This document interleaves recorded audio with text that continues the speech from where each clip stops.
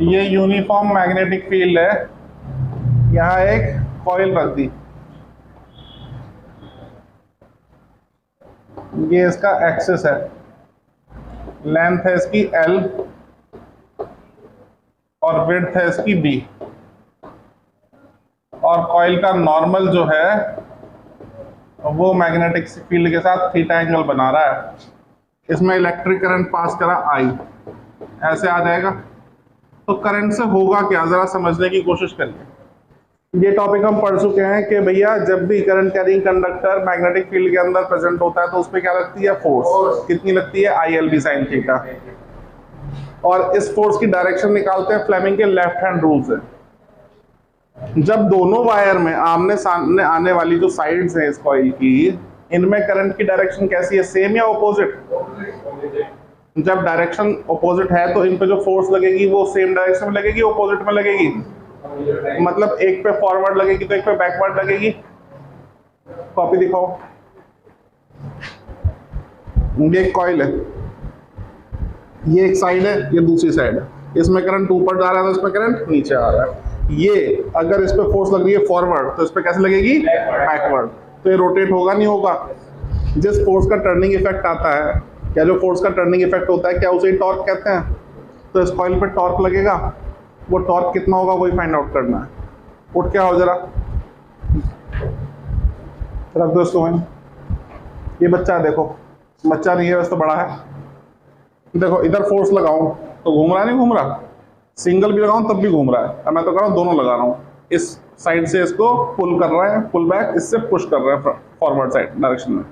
ऐसे घूमा नहीं घूमा, घूमा नहीं घूमा, घूम रहा नहीं घूम रहा? तो ये किसकी वजह से, जो फोर्सेस लग रही हैं ऑपोजिट डायरेक्शन में। अगर दोनों सेम में होंगी तो लीनियर मोशन, दोनों बैकवर्ड तो भी लीनियर मोशन, दोनों ऑपोजिट तो रोटेशनल मोशन। तो इस रोटेशनल मोशन हुआ, जो बैठ जाओ, तो टर्निंग इफेक्ट आया फोर्स का, इसे क्या करें, टॉर्क। ये फाइंड आउट करना है। तो इसको फाइंड आउट करने के दो तरीके, पहले भी मैं पढ़ा चुका हूं इलेक्ट्रोस्टैट में, फिर बता रहा हूं। तो कपल से निकाल सकते हैं, नॉर्मल फार्मूले से निकाल सकते हैं। तो नॉर्मल मेथड से अगर हम निकालें तो सिंपल सा है।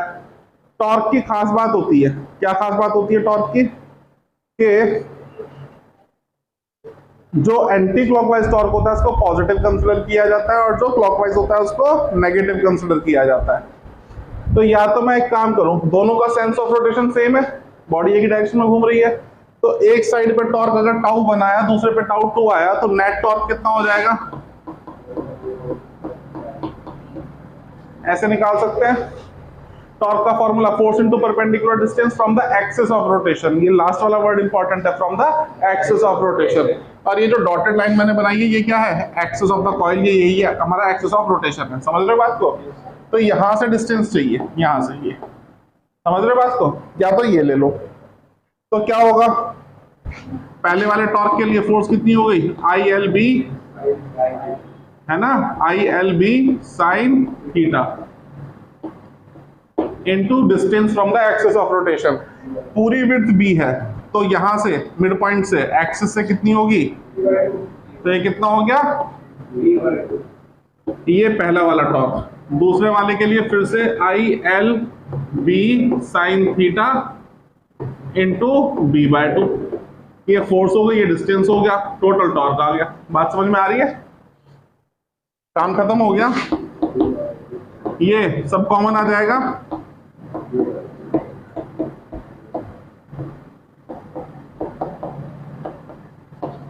B/2 कितना बन गया,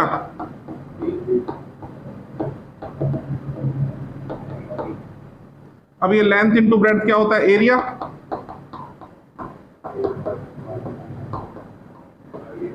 ठीक है, ये तब के लिए जब केवल वन टर्न है कॉइल के अंदर, मल्टीपल टर्न्स है, एन टर्न्स है, तो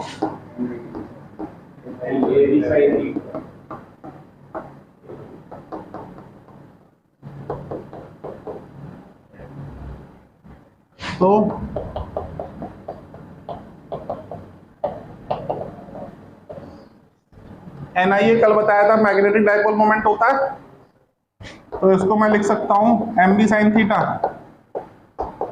इलेक्ट्रोस्टैटिक की तरह PE sin थीटा जैसा नहीं आ गया ये, sin थीटा हटा दूं तो वेक्टर फॉर्म में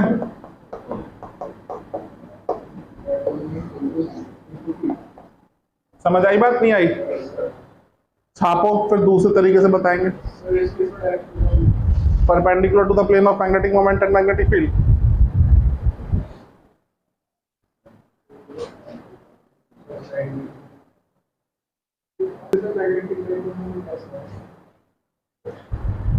देखिए दूसरे तरीके से एक बार फिर समझते हैं।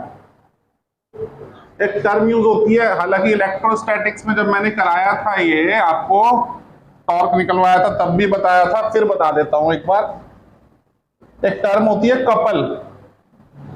एक सोसाइटी में कपल होता है, हस्बैंड वाइफ का कपल, ठीक है, और एक फिजिक्स में कपल होता है। अदरवाइज लोगे तो मजे लेने का टॉपिक बन जाएगा, पर सीधी सी बात है, समझो दिमाग से। सोसाइटी में कपल मींस व्हाट?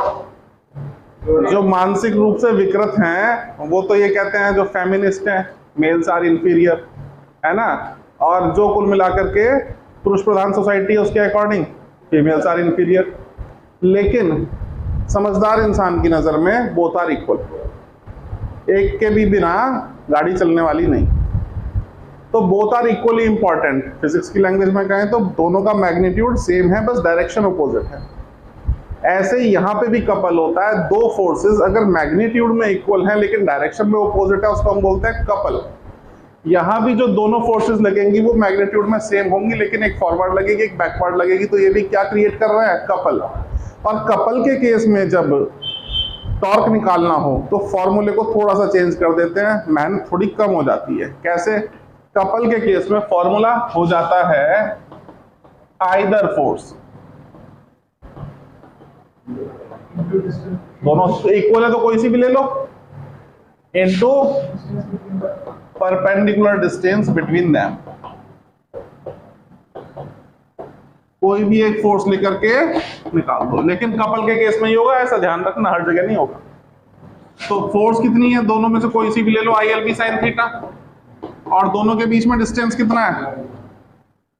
तो सिंगल स्टेप में खत्म हो गया यार। L इंटू बी क्या हो गया? एरिया। अब if the coil is having n turns, ये क्या हो गया?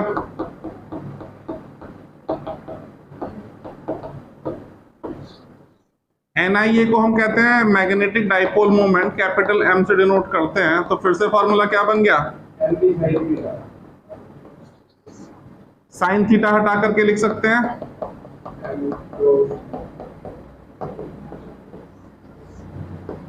ठीक है। ये दूसरा मेथड है, समझ में आई बात? नोट करिए इसको भी।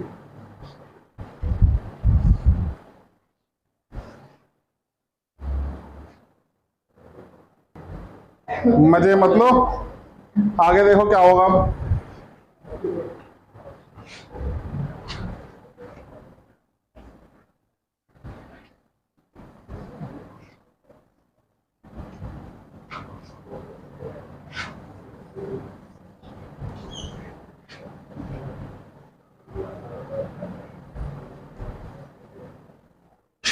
फिर वही बात, हिस्ट्री रिपीट्स इटसेल्फ, इलेक्ट्रोस्टैटिक्स वाली कहानी दोबारा से।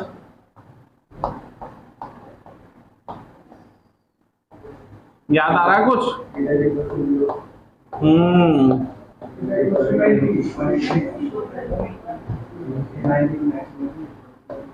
ये दोनों पैरेलल हो जाएं तो angle 0 degree, torque is equal to NIAB।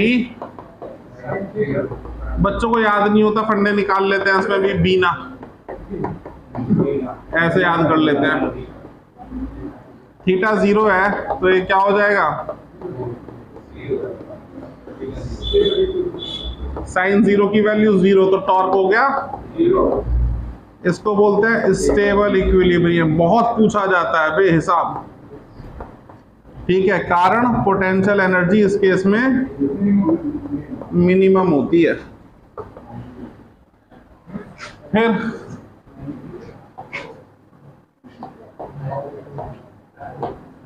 Anti parallel हो जाएं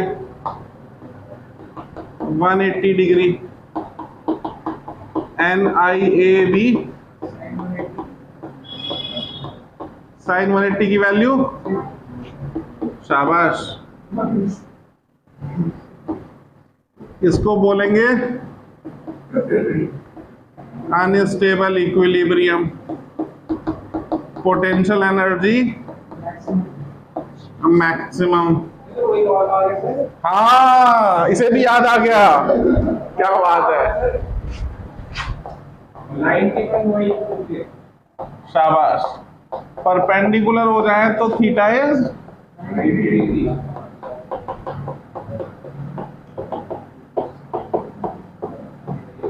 साइन 90 की वैल्यू 1, मैक्सिमम टॉर्क मैक्सिमम।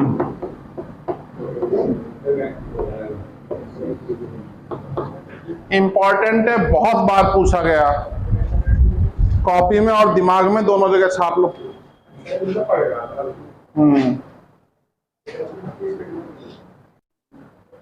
चलिए।